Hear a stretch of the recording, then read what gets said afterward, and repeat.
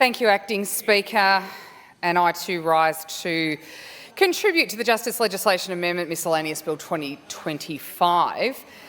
And as the member for Caulfield pointed out earlier in the debate, when a bill around justice is introduced, some of us become hopeful that we could be forgiven for thinking that the Labor government are going to remove their collective heads from the sand and admit that there is a problem with justice in this state and law and order and make Victorians feel safe in their homes again, but no. It could be, bringing forward the implementation of the bail laws or reinstating them to what they were. It could be making machetes, outlawing machetes. There's today no provisions for police to issue AVOs on the spot for family violence offenders. Instead, they're delaying. And as, again, the member for Caulfield pointed out, justice delayed is justice denied. As always, Acting Speaker, I do like to bring first-hand accounts from my community into this place because ultimately that is my job. It is all of our jobs in this place as local representatives. And justice, law and order, the court process, which is again extremely delayed and having budget cuts year after year after year, 19 million, extending over 50 million in the 27-28 year. I've had meetings in my office in Mildura over the break with community representatives from Redcliffs and Merbeen, who are the smaller towns on the periphery of Mildura that are deemed service towns, but I think if you spoke to any of these community members, they would say that they are anything but. They are thriving little towns. I was actually out at Redcliffs on Sunday, and I know that there are members of the Clarks team from Redcliffs, and it's a beautiful little town.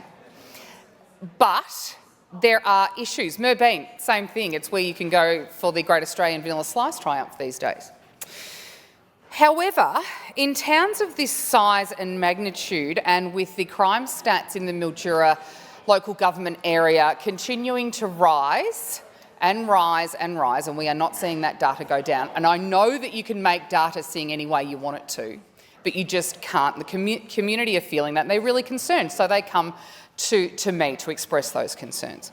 And their concerns are that these towns with police stations are not manned, and they're not. They should have 24-hour police stations, and they don't have capacity to, because obviously we know that the Victorian Police Force are so under-resourced at the moment. And again, you can talk about how many recruits are coming into the force, but without supervising officers and without retaining those supervising officers, how is that going to play out? So they have also, and the member for Morwell spoke about this also, about the presence of police and PSOs. Now, we don't have PSOs in the Mildura electorate anywhere, but this seems like a solution that needs to be explored as a matter of urgency. And this was one of those solutions that these community members brought to me. Why can't we just get PSOs? They understand, and it is no fault of the Mildura Police. The local constabulary do a great job, but it's like playing whack-a-mole.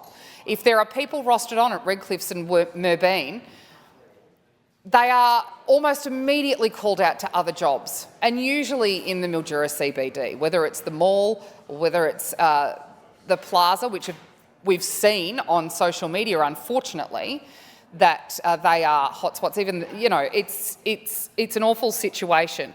And they came to me to express those concerns and came with solutions as well.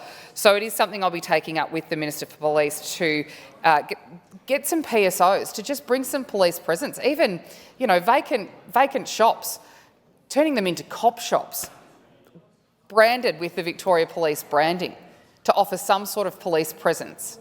There are planning issues that also contribute to the social issues, particularly in Redcliffs, that worker accommodation for PALM scheme workers, which we need, and it's a vital program for agricultural centres like Redcliffs, but is having those worker accommodation centres, and there is an application at the moment for 109 beds in the middle of Redcliffe, where there's already been criminal activity we've seen historically, where there's already been a lot of issues and there are noise complaints that would keep the police busy, but they're not there.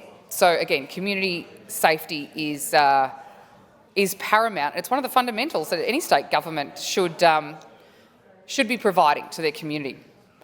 Acting Speaker, within this bill, and it is largely administrative and technical in nature, but I was listening to the member for Morwell and other members on this side of the House referring to the Secret Commission to trustee in return for substitute appointments, meaning that we don't want corrupt behaviour with trustees being appointed for the wrong reasons and being compensated, etc., which came out of the 1905 Royal Commission into the butter industry.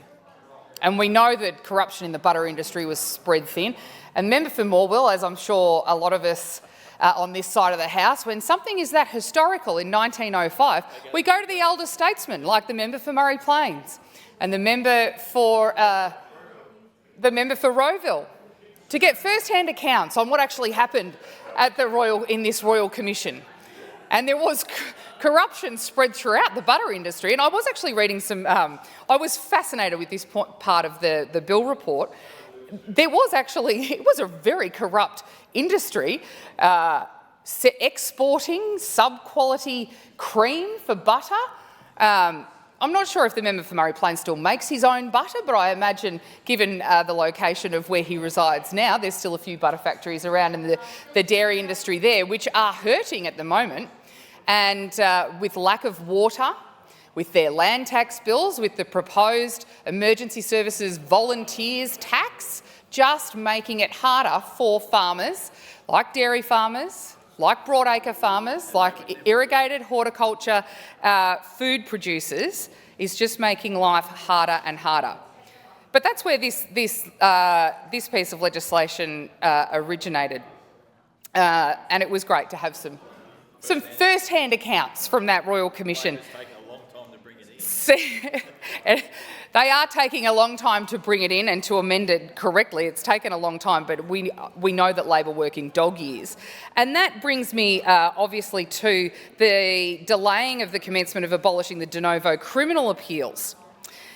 Acting Speaker, this was a bill that was introduced in 2019 to propose the abolished current system of de novo criminal appeals from the Magistrates Court. Now, this is something that we could be amending today to help the efficiency of the Magistrates Court, because we know it's not just bail laws that are letting the community down and having Victorians feel unsafe. It's also that court system, because it doesn't work efficiently. We could be changing this today, 6 years on from when it was first introduced. However, it was delayed the first time because of COVID, and it was delayed again because of the pandemic. When do we get to a point where we can't use COVID and the pandemic as an excuse to delay things, and we can no longer do? It's not the pandemic, it's not COVID anymore. We need to stop blaming COVID. It is absolutely laughable that this should be delayed again. It should have been pushed through as quickly as possible. We know that the delay in this is because Labor can't manage money. They can't manage the justice system. They can't manage the Victorian Police Force. They can't manage community safety. And they can't manage themselves to bring this 7 years. By the time this is introduced on the 1st of July 2028, that's 7 years from when it was first introduced. Come on. I mean, this is... It is laughable. So we know that we can't trust Labor to manage money, to manage the justice system. Victorians can't trust Labor to keep them safe in their own homes. So we don't oppose this bill, but obviously there are concerns with these sorts of delays. And I thank the Shadow Attorney General for his thorough work on this omnibus and miscellaneous bill, and I thank the member for Murray Plains and the member for Rowville for their valuable insights into the historical workings and where this all came from, it's very valuable. History always is.